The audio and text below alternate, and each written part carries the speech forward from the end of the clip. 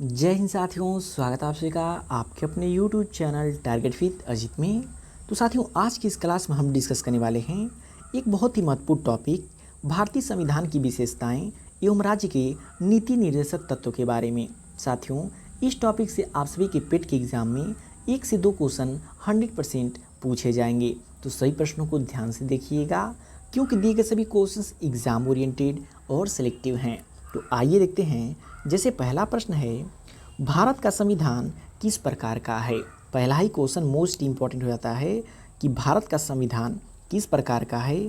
तो याद रखिएगा, कठोर और लचीला दोनों प्रकार का होता है। और किस किस मामले में, तो आइए यहाँ पे समझते हैं। भारतीय संविधान में संशोधन की प्रक्रिया कुछ मामलों में कठिन, जैसे संघ सूची से संबंधित संशोधन के लिए कठिन होता है, और कुछ मामलों में सरल होता है, जैसे कि राज्य सूची के विषय में। इसलिए यह मिश्रित प्रतिकृति का माना जाता है। तो इम्पोर्टेंट क्वेश्चन है, याद रखिएगा। नेक्स्ट क्वेश्चन है, संविधान में प्रस्तावना को क्या कहा गया है। भारतीय संविधान के प्रस्तावना को क्या कहा गया है। तो याद रखिएगा, संविधान का परिचय पत्र कहा गया है। क्या कहा गया है? संविधान का परिचय पत्र कहा गया है। और इसके बारे में और डिटेल में समझें तो यहाँ से साथियों आपको एक क्वेश्चन 100% एग्जाम में मिल जाएगा। तो देखिए, प्रस्तावना की भाषा ऑस्ट्रेलिया के संविधान से तथा इसमें निहित विचार अमेरिका के संविधान से प्रेरित है। तो यदि एग्जाम में क्वेश्चन पूछ ले जो है कि भारतीय संविधान की प्रस्तावना की भाषा कहाँ से लिया गया है, तो ऑस्ट्रेलिया के संविधान से लिया गया है। और इसमें जो निहित विचार है वो कहाँ से लिया गया है, तो अमेरिका के संविधान से लिया गया है। अन्य अगर पॉइंट की बात करें तो ये भी मोस्ट इम्पॉर्टेंट है कि 42वें संविधान संशोधन अधिनियम 1976 के द्वारा प्रस्तावना में समाजवादी, पंथनिरपेक्ष और अखंडता शब्द जोड़े गए। तो एग्ज़ाम में क्वेश्चन पूछा जाता है कि जो कि किस संविधान संशोधन अधिनियम के द्वारा प्रस्तावना में समाजवादी, पंथनिरपेक्ष और अखंडता शब्द जोड़े गए। तो 42वें संविधान संशोधन अधिनियम कब हुआ था? 1976 में। तो ये पॉइंट इम्पॉर्टेंट है, याद रखिएगा। नेक्स्ट पॉइंट की बात करें तो प्रस्तावना में 3 प्रकार के न्याय, 5 प्रकार की स्वतंत्रता और 2 प्रकार की समानता एवं 1 प्रकार का भ्रातृत्व यानी कि बंधुता का उल्लेख किया गया है।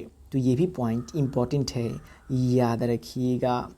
नेक्स्ट क्वेश्चन है, भारतीय संविधान का कौन सा संशोधन सबसे लंबा संशोधन है। मोस्ट इम्पॉर्टेंट क्वेश्चन है, बार बार की परीक्षाओं में पूछा जाता है कि भारतीय संविधान का कौन सा संशोधन सबसे लंबा संशोधन है।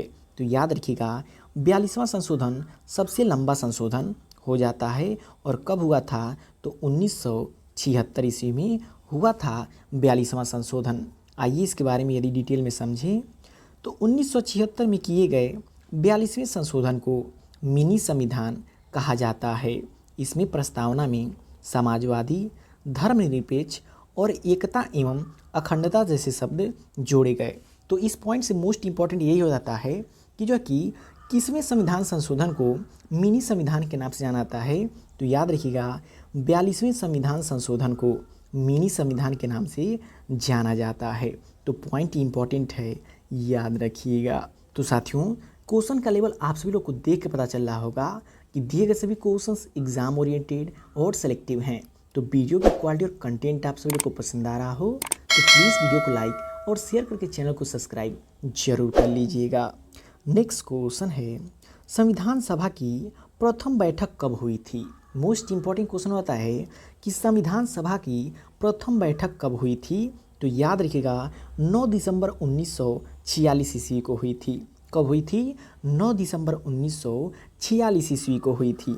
और इसके अतिरिक्त पॉइंट इम्पॉर्टेंट नोट कर लीजिएगा कि इसी दिन संविधान सभा की पहली बैठक हुई थी, जिसमें सच्चिदानंद सिन्हा और अस्थायी अध्यक्ष बनाए गए थे। कौन से अध्यक्ष? और अस्थायी अध्यक्ष बनाए गए थे। नेक्स्ट क्वेश्चन है, भारत को राज्यों का संघ किस अनुच्छेद में कहा गया है। इम्पॉर्टेंट क्वेश्चन है कि भारत को राज्यों का संघ किस अनुच्छेद में कहा गया है। तो याद रखिएगा, अनुच्छेद 1 में जो है कि भारत को राज्यों का संघ कहा गया है। यदि डिटेल में समझें तो संविधान की भाग 1 में अनुच्छेद 1 से 4 तक भारत संघ एवं इसके क्षेत्रों से संबंधित प्रावधान किए गए हैं। अनुच्छेद 1 के अनुसार भारत राज्यों का संघ होगा। तो ये क्वेश्चन इम्पोर्टेंट है, याद रखिएगा। नेक्स्ट क्वेश्चन है, संविधान की 7वीं अनुसूची में क्या बताया गया है। साथियों, अनुसूची भी इम्पोर्टेंट है, वहाँ से भी क्वेश्चन आपके एग्जाम में पूछा जा सकता है। तो याद रखिएगा, संविधान की 7वीं अनुसूची में क्या बताया गया है। तो केंद्र, राज्य और समवर्ती सूची के बारे में बताया गया है, जो कि संविधान की 7वीं अनुसूची में। नेक्स्ट क्वेश्चन है, संविधान संशोधन की प्रक्रिया किस अनुच्छेद में वर्णित है। भारतीय संविधान में जो भी संशोधन किया जाता है वो किस अनुच्छेद के अंतर्गत किया जाता है। तो याद रखिएगा, 368 के अंतर्गत जो कि भारतीय संविधान में जो भी संशोधन किया जाता है इसी के अंतर्गत किया जाता है। नेक्स्ट क्वेश्चन है, राज्य के नीति निर्देशक सिद्धांत संविधान के किस भाग में वर्णित है। तो याद रखिएगा, भाग 4 में वर्णित है। किस भाग में वर्णित है? भाग 4 में वर्णित है। और बात करें भाग 4 की, तो भाग 4 जो कि अनुच्छेद 36 से लेकर के 51 तक जो कि नीति निर्देशक सिद्धांत जो कि दिए गए हैं। तो इन दोनों पॉइंट्स को याद रखिएगा, एग्ज़ाम में पूछे जाते हैं।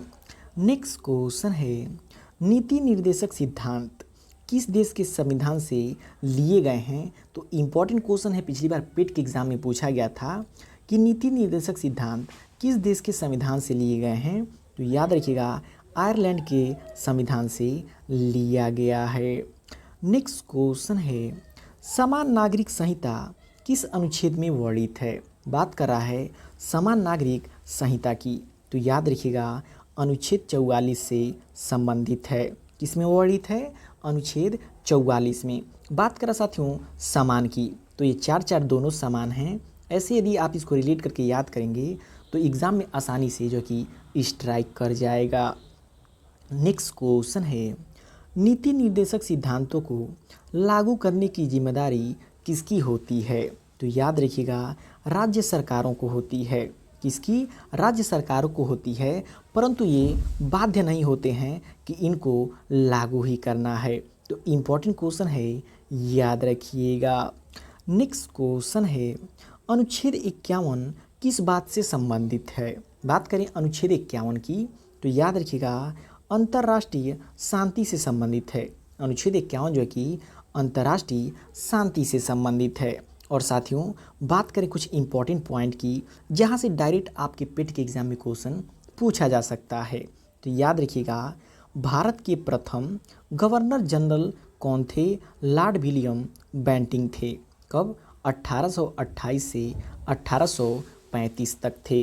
नेक्स्ट पॉइंट की बात करें तो लॉर्ड मिंटो को सांप्रदायिक निर्वाचन का जनक कहा जाता है। एग्जाम में क्वेश्चन पूछाता है सांप्रदायिक निर्वाचन का जनक किसे कहा जाता है। तो लॉर्ड मिंटो को कहा जाता है। नेक्स्ट पॉइंट की बात करें तो संघीय न्यायालय 1937 ईस्वी के प्रथम मुख्य न्यायाधीश कौन थे। तो मैरिस ग्वेयर थे।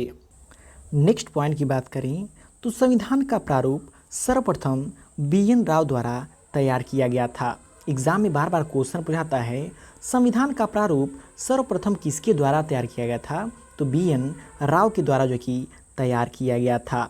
नेक्स्ट इंपॉर्टेंट पॉइंट की बात करें तो 26 नवंबर भारत में संविधान दिवस के रूप में मनाया जाता है। इसका प्रारंभ 2015 से हुआ, क्योंकि यह वर्ष संविधान निर्माता डॉक्टर भीमराव अंबेडकर की जयंती का 125वीं जयंती के रूप में मनाया गया था। नेक्स्ट इम्पॉर्टेंट पॉइंट है 26 नवंबर 1949 को अपनाए गए संविधान में एक प्रस्तावना, 22 भाग, 395 अनुच्छेद और 8 अनुसूचियां सम्मिलित थीं। प्रस्तावना को शेष संविधान को लागू करने के बाद लागू किया गया था। तो ये मोस्ट इम्पॉर्टेंट है, यहाँ से पूछा सकता है। और इस साथियों बात करें वर्तमान समय की कि वर्तमान समय में भारतीय संविधान में कितने भाग हैं, कितने अनुच्छेद हैं और कितने जो कि अनुसूचियां दी गई हैं। तो वर्तमान समय की बात करें तो जुलाई 2025 तक भारतीय संविधान में निम्नलिखित संरचना है। भाग कितने हैं? 25 भाग हैं। अनुच्छेद की बात करें तो 470 से अधिक अनुच्छेद हैं। अनुसूचियाँ की बात करें तो 12 अनुसूचियाँ वर्तमान समय में हैं। तो साथियों यहाँ से क्वेश्चन पूछा सकता है कि पहली बार जब संविधान बना था अनुसूचियाँ कितनी थी? 8 थी। अनुच्छेद कितने थे? तो 395 अनुच्छेद थे। भाग कितने थे? तो 22 भाग थे। तो वर्तमान में और पहले जब बना था तब, ये दोनों आप याद करके जाइएगा। 100% यहाँ से ये क्वेश्चन लड़ जाएगा। तो साथियों वीडियो आपको कैसा लगा कमेंट करके फीडबैक जरूर दीजिएगा, और इसके बाद आप किस टॉपिक पे वीडियो चाहते हैं कमेंट करके ज़रूर बताइएगा। हम उसके लिए एक अलग से वीडियो लेकर के आएंगे।